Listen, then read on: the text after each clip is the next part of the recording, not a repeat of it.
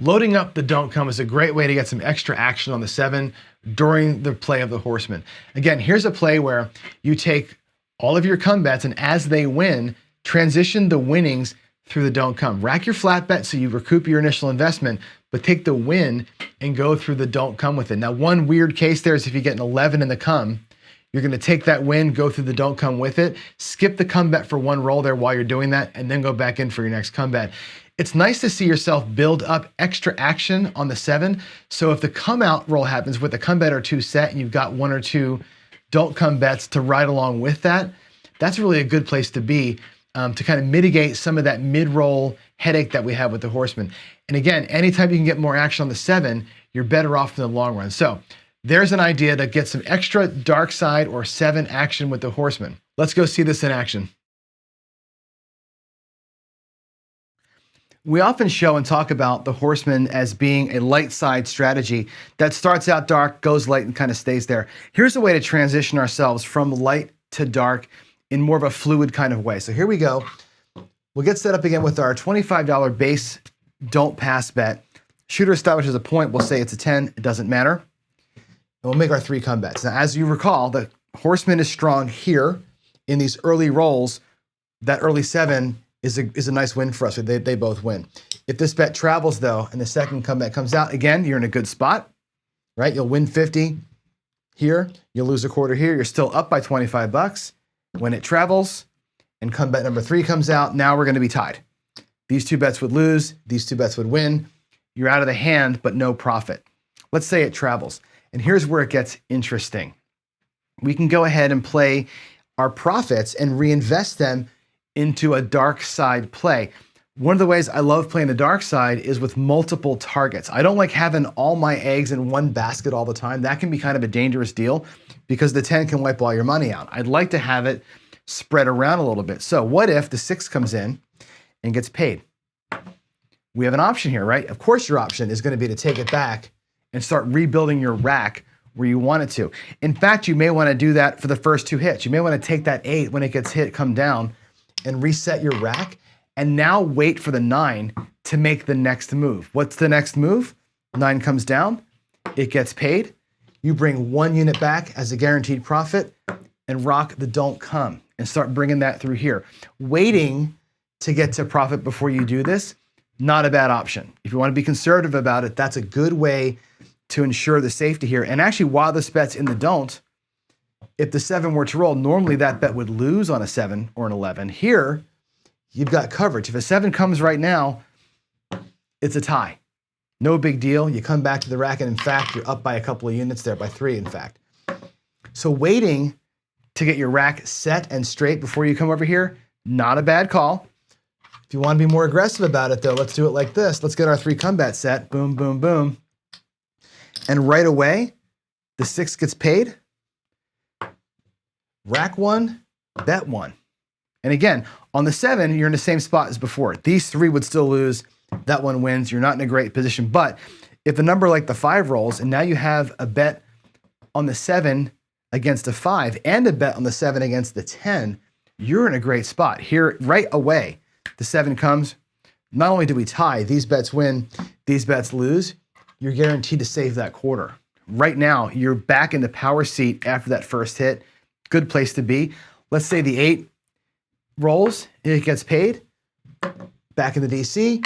Again, locking up your initial come bets coming through again. Let's say it goes to the 4. Now you've got a bet on the 7 against the 4, a 7 against the 5, the 7 against the 10.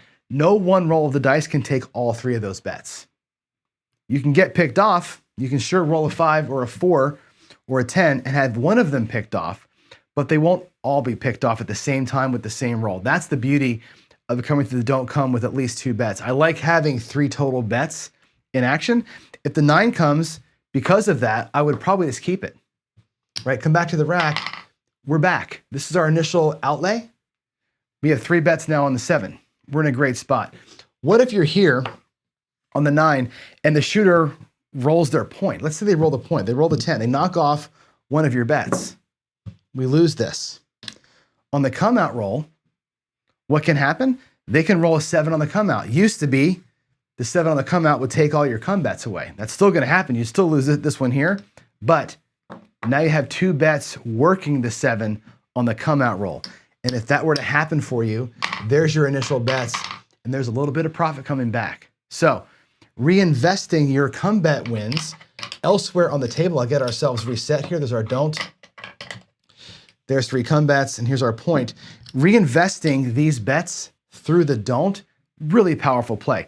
And you don't have to go full size. I think it's interesting to alter the bet sizes. So again here, let's say the 6 rolls, and I'm gonna pay it in nickels this time. Let's pay that thing in nickels.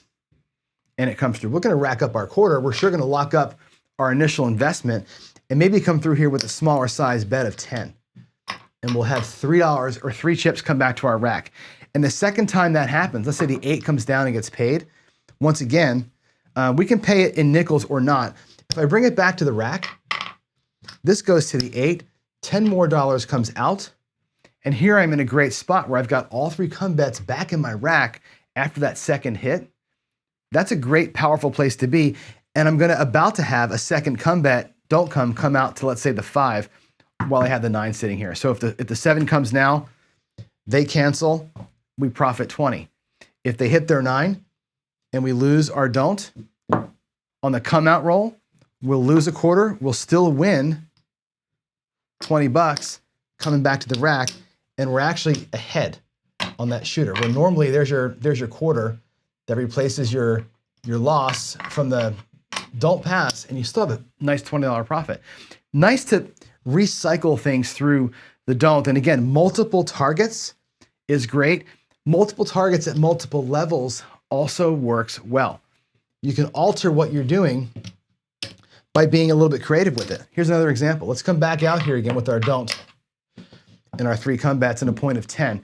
If you're here, let's say the 6 comes and gets paid. Again, we'll take our nickels, we'll pocket our initial, we'll pocket the 15, we'll come through with 10. Let's say the 8 rolls. 8 comes out, and we'll get paid a quarter for it. That moves behind the 8. They can both come back. Our next DC comes in. The 9 comes. Check this out. We're going to pay our 9 again in nickels. That moves behind the 9. We'll take our initial bet back, and I've got these 25 sitting here. This is a good time to start coming back through the come and recycling a little bit. So you've got 2 bets on the 7, 3 bets on the 7, 4 bets on the 7, and now you can start resetting the Horseman again using red size chips. You're going to come back through with red chips. You got 2 bets on the 7 that are saving you. As this gets set, the next one comes out. As it gets set, these are a wash. The 7 becomes a powerful number for you again down here on the don't as these are being set. Hopefully, some repeaters in here, profit some more. I like the fact that we can take our come bet wins and recycle them around. And once again, the Horseman at the end of the day looks nothing like the Horseman. It does not look like 3 come bets and a don't pass. It's morphed into something totally different as you've played it out. And again, taking the come bet wins, perhaps altering their sizes, reinvesting through the don't come gives you a ton of options as you're going through this. So there it is. There's the Hedgeless Horseman with a cycled don't come version of the dark side play. I think it's an interesting way to go about doing it. And again, if you like to keep active in the game, what a fun way to keep moving your money around and profiting again the whole time. Notice how we are safe this entire time. So there it is. There's the Hedgeless Horseman with a don't come option.